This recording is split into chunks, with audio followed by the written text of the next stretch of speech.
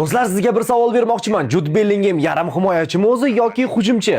Yo'q, menimcha siz adashdingiz do'stim. U yarim himoyachi ham, hujumchi ham emas. U maydonda xohlaganini qila oladigan haqiqiy daho.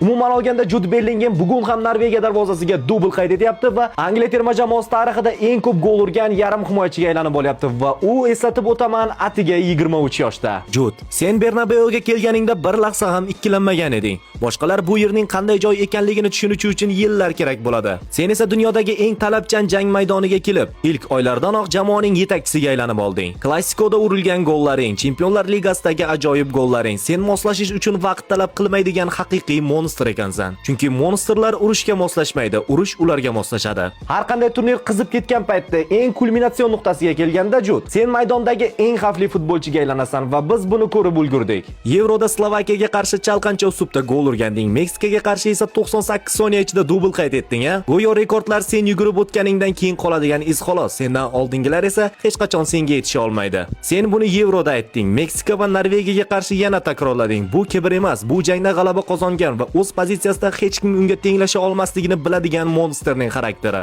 Angliyaga 60 yildan beri yana o'sha sovrinni qo'lga kiritish orzu bo'lyapti. David Beckham, Steven Gerrard, Frank Lampard ularning hech biri bunga erisha olmadi. Ammo endi ularning tarkibida sen borsan, Jude Bellingham, Angliya terma jamoasi safidagi eng xavfli o'yinchi. Futbolga oid eng zo'r kontentlardan qolib ketishni istamaysizmi? Unda hoziroq sahifamga obuna bo'lib qo'ying.